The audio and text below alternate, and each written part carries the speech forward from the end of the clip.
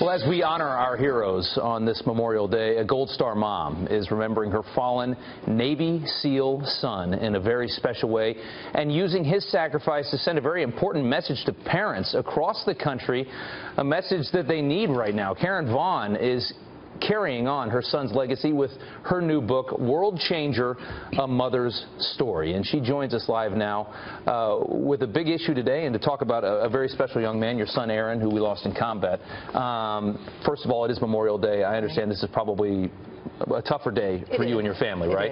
It is. Can you tell us a little bit about Aaron? Yeah, you know, Aaron was a kid who always knew exactly what he was created to be. He was an unbelievable joy to raise because he had this drive in him that you just knew he was going to accomplish great things. But, you know, we as parents just came in and nurtured that. By the time he was 8, he would tell anyone who would listen that one day he was going to be a Navy SEAL, and it was hilarious because he was a skinny kid, you know, scrawny, always trying to gain weight, you know, so it was like funny. He ended up being 6'4" tall. I saw his picture. He's a big kid. He was a giant by the time he, you know, was an adult. But he was that skinny, scrawny kid that just, you know, knew what he was created to be, and of course achieved that dream. And he made it happen. He was funny. Oh my gosh, he just the laughter. That's what we miss more than anything. Just larger than life laughter. Always cracking us up.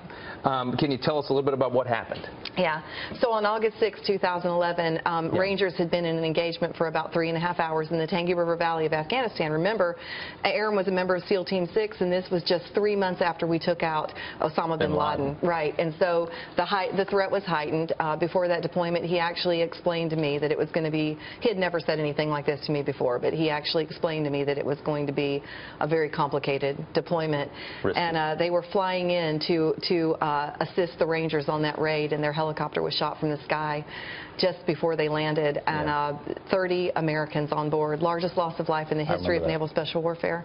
Still to date, the single largest loss of life in this entire war. So it was just one of those days that changed everything forever. It's terrible to hear, but it sounds like you had a very wonderful young man for the time that you had him, who really set a goal and achieved it in the short time that he was here, and a child to be very proud of. Absolutely. And I can tell just by the way you talk about him, even in the commercial break, you know, you're just so proud to be here this morning and just so happy to tell that story. I want to talk a little bit about your book. Because I think it is so pertinent right now. By the way, if we can bring it up, here. I'm going to show everybody. That's what it looks like when you go to the bookstore there. There's a full screen, even better. We live in a generation right now, and I've always had this complaint for at least the past few years as I've gotten older, because a lot of these complaints come to my generation as well, of people that are just very passive. Right. I meet people all the time my age and younger that don't even watch the news, don't really care what's going on in the world. Are we living in a bubble right now where this next generation, you know, kind of can be that way? Absolutely. The bubble about the dangers that are outside, the dangers within, you know, young people who are not engaged at all in our government, in the civic foundation of our country. But, you know, even more fearful to me than that is the fact that we seem to have a generation coming up who are weak.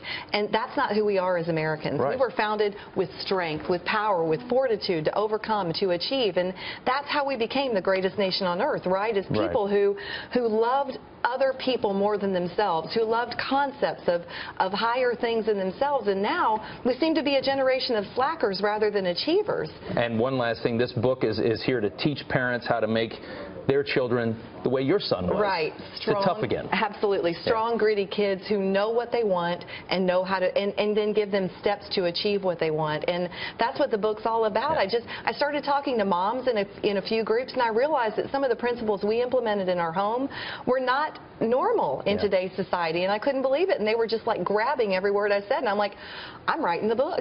You know, I'm going to share this across the country, you know, these principles that make kids strong and formidable. We're so glad that you did. Thank you. Thank you so much for coming on and telling us about this book, and thank you very much for Aaron. I think the entire nation owes you that. Thank you. All right.